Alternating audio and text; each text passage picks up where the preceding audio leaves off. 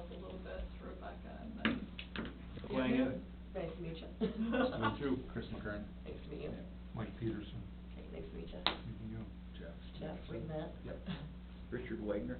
Nice to meet you. Yeah, and this is Tom Monson, he's also with EDA. Yep, I'm your friendly neighborhood Dodge County economic development guy. So, yeah, glad to be here. Good, good. Yeah, you kind of cover all the rest of Dodge County, Most of it. pretty much. I've invaded, but. So, where do you live? Currently, I'm actually staying in Byron with Teresa. Oh, But,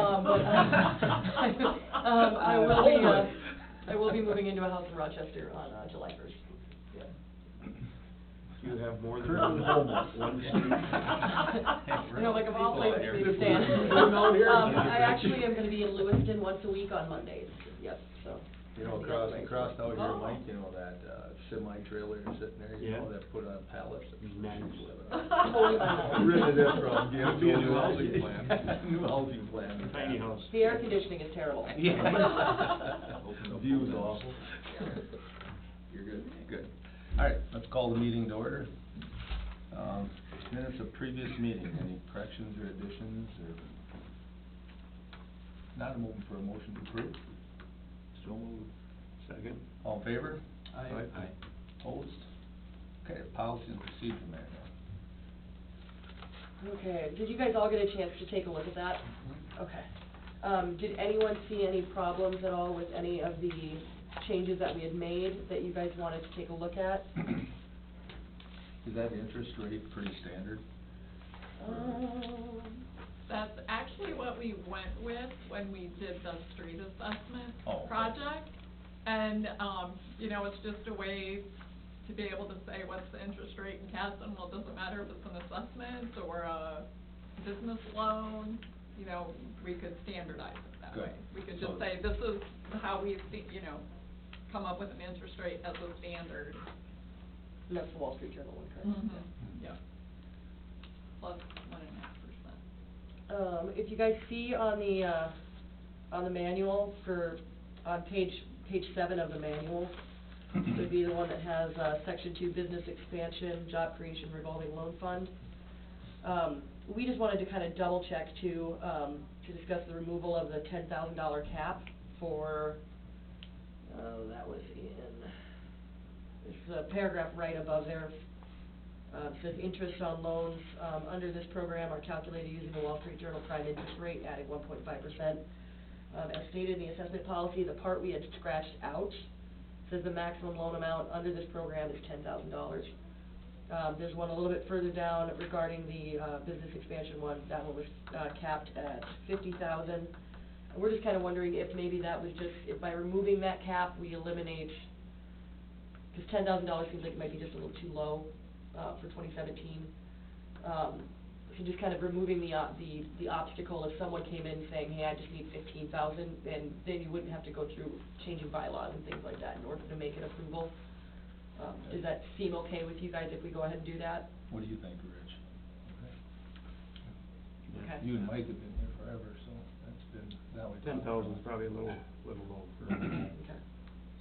Because I would figure instead of setting a new standard, we would just eliminate it altogether so that it could be something that then the board could just kind of discuss it out on a one-to-one basis. Okay. Sounds good. And then the only other one I had for pages 11 and 12, which is the actual application. We had noticed there were some discrepancies between what we describe in the application process on pages 8 through 10 and what we actually have on the application on 11 and 12. Some of the information is saying that we need it, but we don't have it on the application, or it's on the application, we don't have it stated in the manual. Do we want to go ahead and just kind of revamp the whole thing? Because if you guys want, that's something I'll go ahead and just take on and have it ready for you guys next month. If that works? Probably should match up with what we got. Yeah. Okay, so we'll go ahead and we'll get started on a new one, and we'll have that ready for you to take a look at next month. And maybe you could run it by Rich too, because on some of this stuff here, you know, the banker guy would know a lot of this stuff too. Absolutely, yeah. That you need, you know, that maybe we don't have on there. You guys think that'd be okay? That makes sense. So Rich, I'll go ahead and actually email you what I've got, as soon as I do, or you and I can meet up and we can kind of go over everything too if you want. that okay with you, Rich? Yeah, that's fine. Okay, perfect. So that's all I have for the manual review. Unless there's any other items anybody else wanted to touch on through the manual. Anything, Mike, though? Okay, good. All right, and then we'll move right on to, there's no action needs to be taken on that, is there No, right I now? think when she comes back Back and with has it? the application the way you want it, then you could adopt it all Okay. Yep. as one And document. recommend it to the council? Right. Okay. Sounds good. Sheet updates. Okay, and for the CETA updates, we got a couple of things going on. I did meet with, an individual from the Rochester Area Builders on May 23rd. His name is Keith Cousins. He's their Public Affairs Director. He is actually gonna come in and speak with us, put down the date, June 13th, so Tuesday, June 13th. If any of you guys would like to be there, to meet with us that morning, I would greatly appreciate that. We're just gonna basically have them talk to us about, their membership is free, but basically what kind of benefits, it would provide for us. So Teresa and I for sure will be meeting with them. What time? Just gonna pull that up right now. And the membership is free with that? The membership is free, yes. But yeah, then they can just, and there's, obviously the services aren't necessarily, but. With REB, Yeah. their membership is free for what they call contributory members. Yes. So cities, government units, fall into that category. Yeah, it looks like we've got that at 9 AM, so from 9 to 10.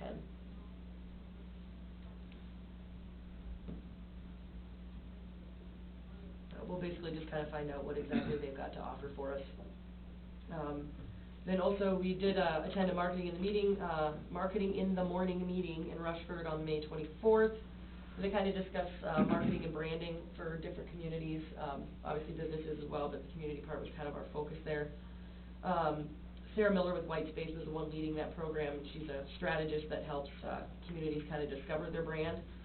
And we basically wanted to find out if that's something you guys might like to take a look at or pursue. I don't know what kind of branding or marketing has been done here in Casson, but just checking to see if that's something you guys might be interested in taking a look at as a new brand for Casson to try and pull more businesses and more growth. Now, has she worked with the Journey to Growth group at all? Because, you know, I believe that's so. all about branding, Yep. you know, so. Yep, I believe so. Do you know if she had or not? I I'm don't know pretty off the sure top of she my head.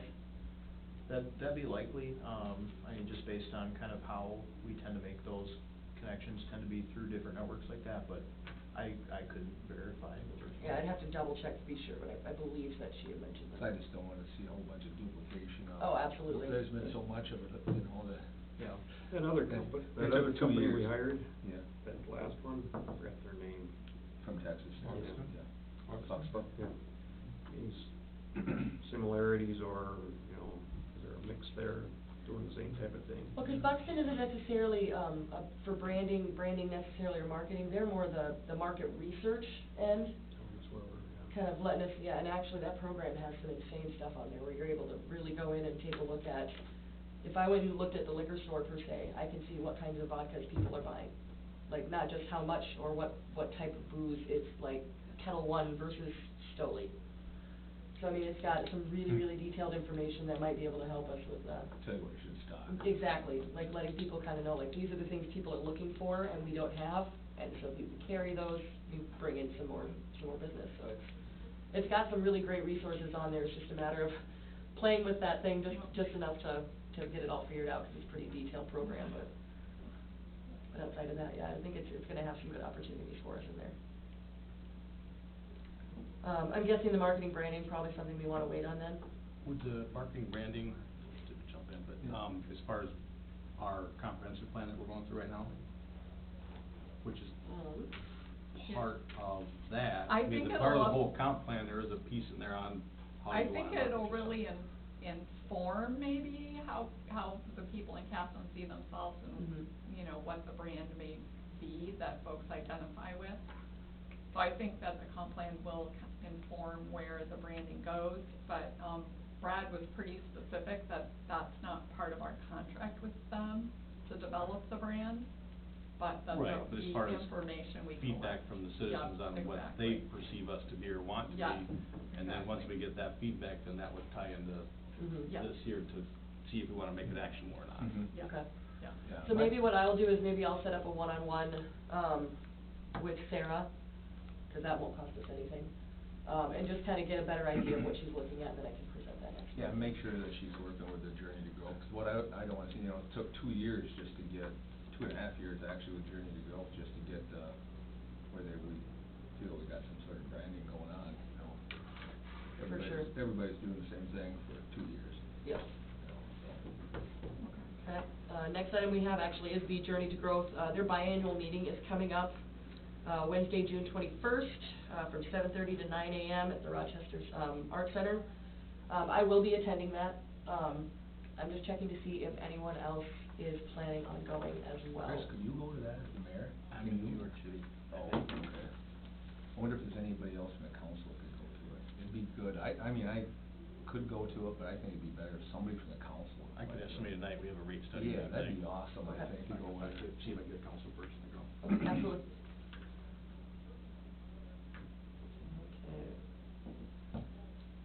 Okay. And then also, when you find out if they want to go, if they don't wanna worry about the RSVPing, if you can just give me their contact information, Okay. and I will go ahead And and. if you, then nobody can make it, I'll go. Okay, But 'cause I will for sure yeah. be going otherwise. I will, but I think it'd be good to get one of them folks Okay. there. And then also, CETA's gonna be attending the International Bio Show in June. It's a pretty diverse group of exhibitors, that are gonna be there from, different bio-based industries.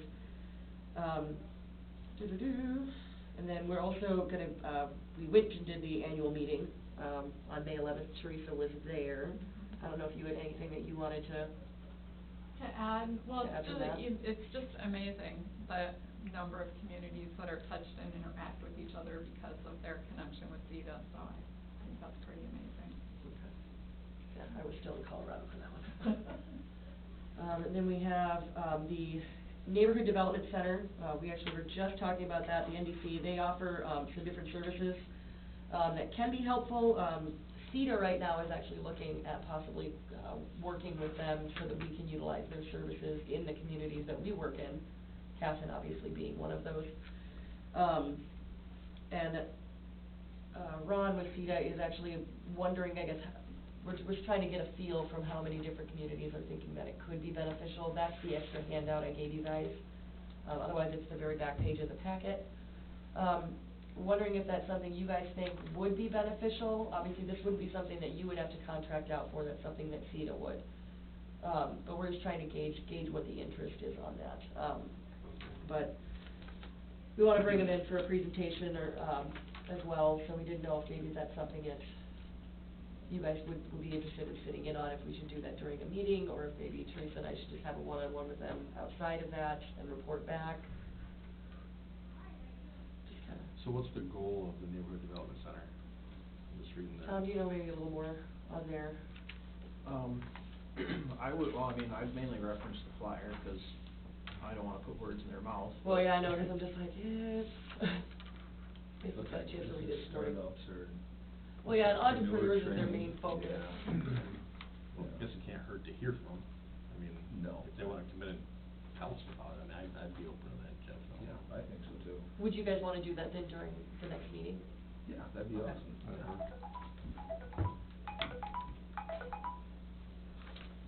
Okay, I will go ahead and get that scheduled.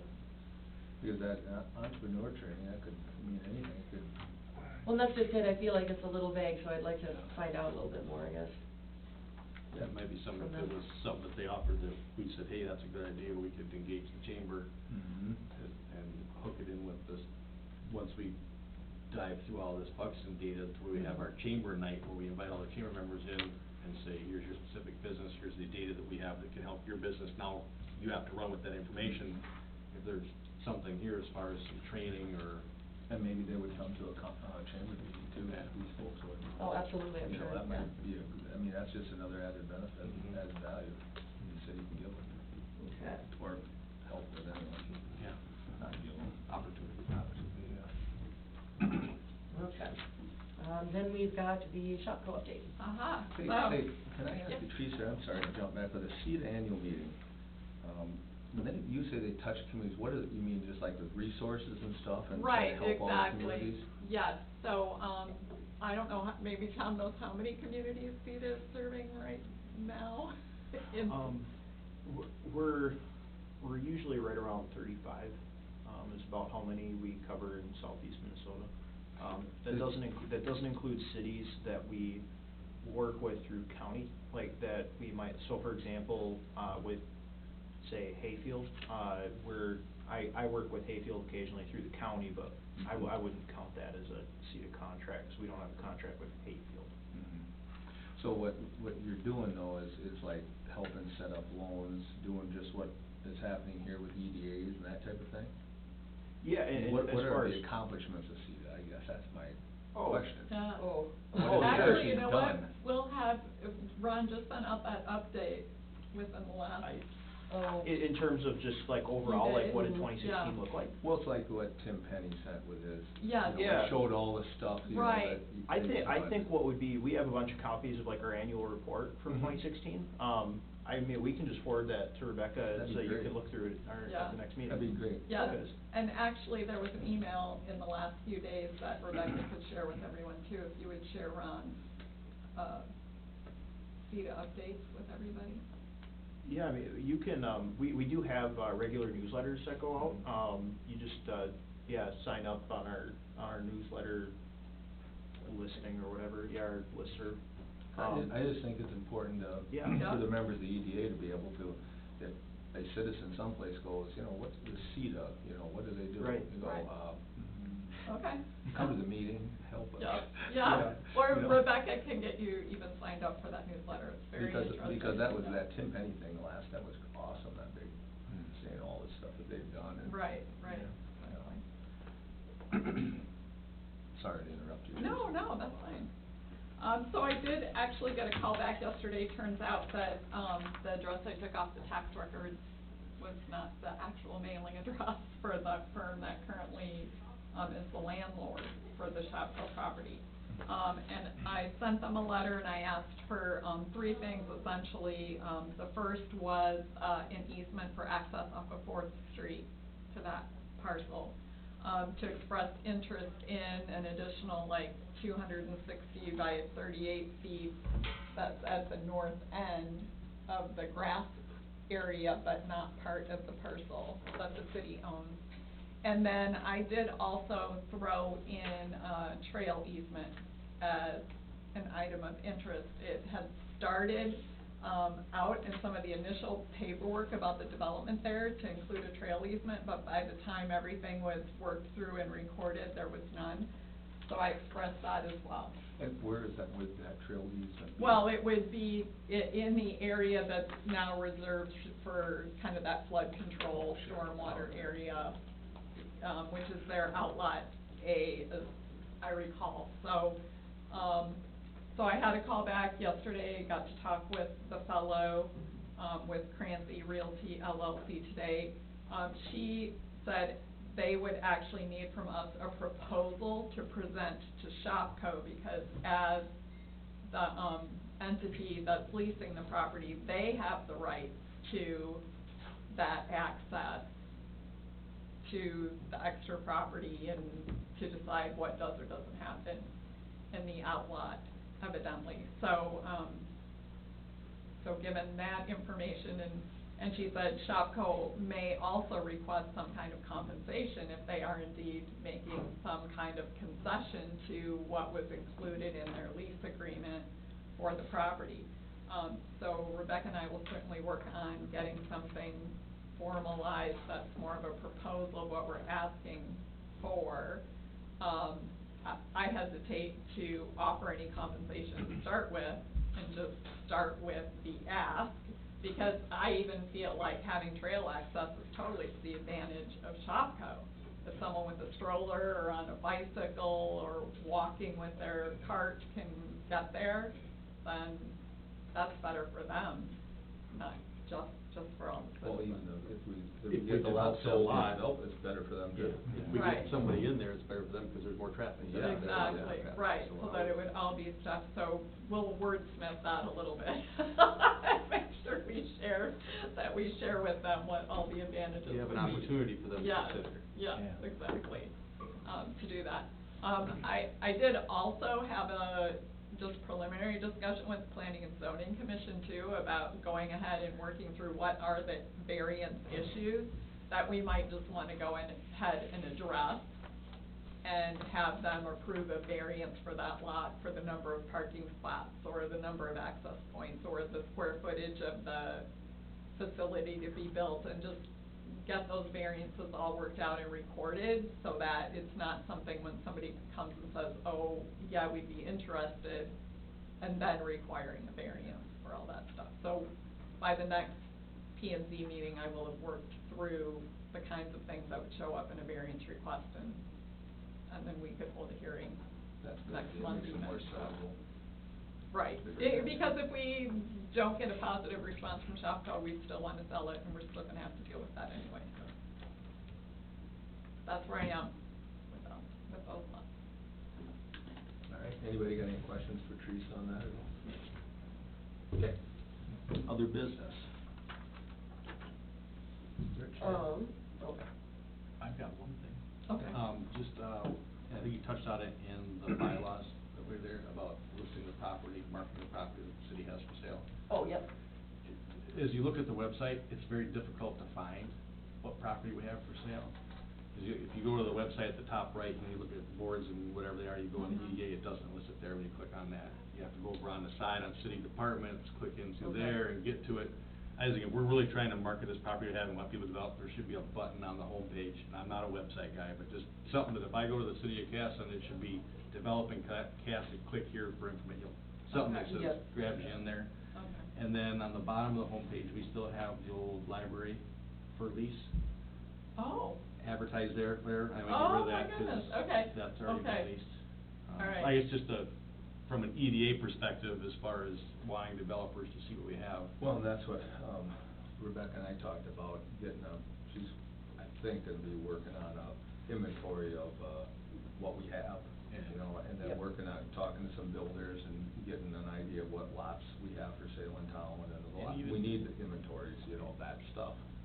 You know, And I even think- people that have something for lease. Right, exactly. You know, Yeah. whatever, you know, landlords that have commercial space or there's some Yeah. residential space, but. Yeah, yeah, and you know, because the employees are gonna come here, they're quite certainly wanna know, is there a place for our employees to live, if they wanna move here, and also for us, you know, if we don't have it, we need lots, you know, Yeah. for sure, so. Yep, I think that's a good idea, Chris, to dress it up. And then, on to your point there too, Yep. tying into this, back when we raised the building permit fees back in February, I had talked to Carter Blaine and Tony Bigelow and some of the bigger developers in town, that sometime at a later point, we would wanna get all the land developers, the builders, the landlords, everybody in the same room for some type of a, hey, and just get feedback from them, you know, how's building in Casson, what are your challenges, and then here's what it is from the city's perspective, how can we work together? But at the same time, it'd be a good time to gather information as far as, you know, what do you have available, what do you anticipate having available over a time period? Yeah, Do you want like a formal meeting type of situation, or you wanna do kinda like a little Well, like teaser I mixer asked, kind I of thing? asked you if you would talk to Carter Blaine, 'cause I think Carter's built by far the most houses in this town over the years, you know, and I thought it'd be good for Rebecca just to talk to him, chit chat, say, hey, I'm Rebecca, what's happening, that's a good start, like, 'cause I'm totally in agreement with Chris that we gotta talk to them people, 'cause they understand their business, and you guys understand the city's business, it's a whole, you know, they gotta work together somehow and come to a conclusion where you can both, they can still build, and they'll still buy lots, and they'll still develop them, and won't be pissed off. Right, and we Yeah. wanna work with them. Yeah. You know, and I guess the challenge I've run into the last 5 months is there's a lot of agreements out there over the past 15 years Yeah. that are bad agreements for the city. Mhm.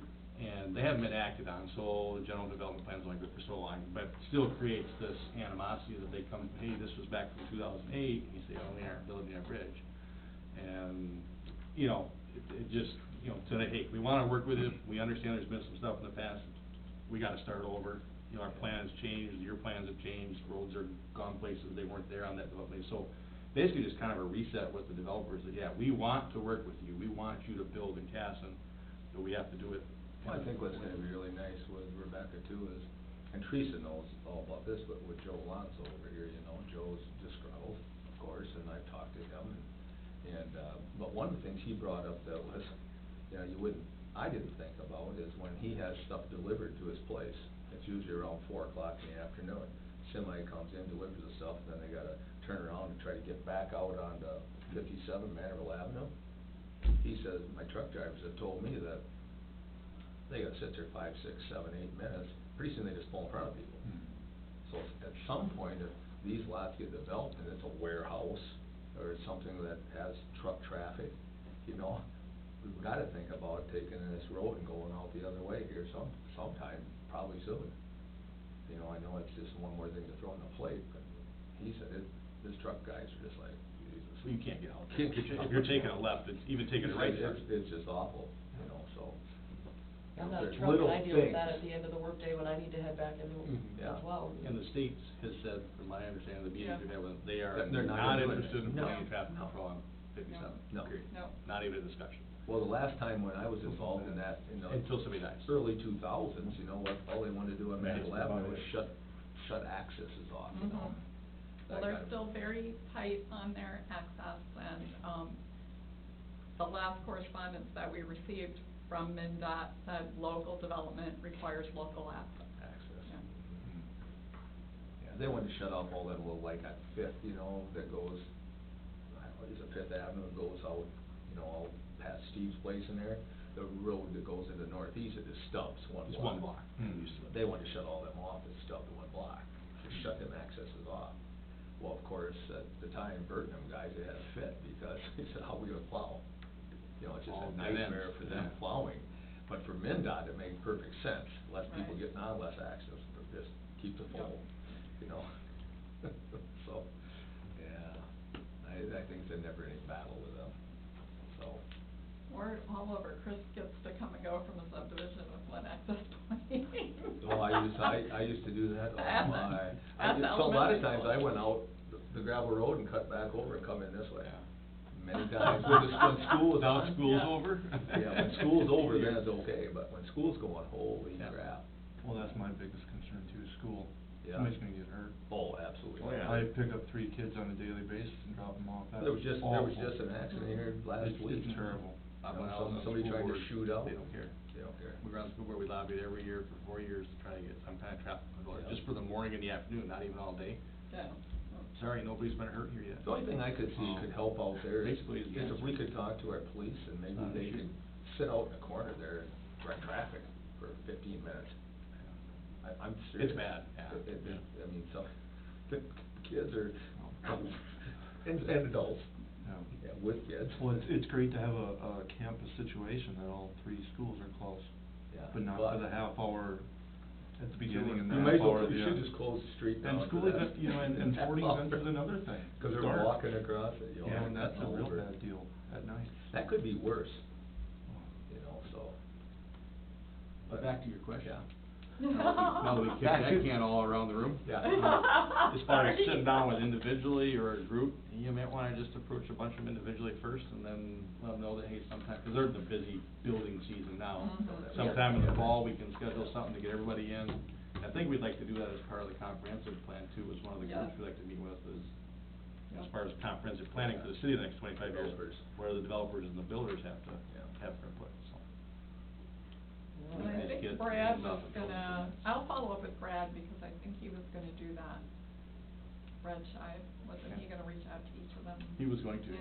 Individually, we'll follow up with Brad Shive, who's doing our comprehensive. He's your comprehensive plan guy. Yeah, yep. Yep, we'll reach out to him. Okay. Any other business? Mike, do you have? Mike, you have? Don't. Chris, anything else? Rich? And then, Teresa? No, I didn't have anything else.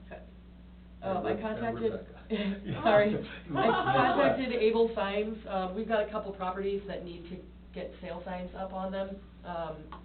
When we did go in and talk to them to do like the corrugated cardboard If we just get the 2 signs that we need immediately, they're gonna be $25 a piece for an 18 by 24, that does include the stand. Or if we get a package of like 20 or more, then they're $11.50 each. So we'd have a back stock of them in case any of them blew away or got ruined or stolen. We'd have extra, so it'd be, for 2 signs, it'd be $50, or for 20 signs, it would be $230, so an extra $180, but we'd have 18 more lying around. So just wanting to check with you guys and see kind of what you were thinking as far as which way we should go with that. That would make sense, I would think. Like personally, I think getting the larger amount just makes more sense financially in the long run, but totally up to you guys. how you Find a want. place to store them and know where they're at, so you can. Would we be able to keep it Down here? the basement. Oh, yeah. Yeah. We got a We'd be place. good here. We got a place. We got a place. If information doesn't change on it, right? Well, hopefully No, we're not going the- anywhere. Yeah, and the phone number, right, exactly. We still have the phone number for the planning EDA phone, so, I think you should get more yeah. signs. Just go ahead and get the larger amount? Okay. What do you guys think? Makes sense. I agree. $60, yeah. Only other thing I've got, what are these containers over here that gives us? Do they just, can you just put them in there, in that lot? Can they do that? I assume they're storage, right? Storage, Yeah. but can you just do Yeah. that on a lot in town? Well, Is there a they're permit? in the industrial park, You can. yeah, so. Cause they're portable, I suppose you don't need a permit or nothing like that. They're not a permanent structure. Cause they look like hell. Yeah, That's that's kinda what- true, but you know, that's what, any of Just- the, where you can have storage in the open, you know, it's, Yeah. yeah. Long time ago, that was one of the main concerns was Yes. you'd load those things up and it looked like crap, Mhm. and it's Yep. starting to do that. Yeah. I don't know how you can get away from it at this point if you can't. or Yeah, can't. could we ask them, I don't, let's see. Even if they could paint them or do something.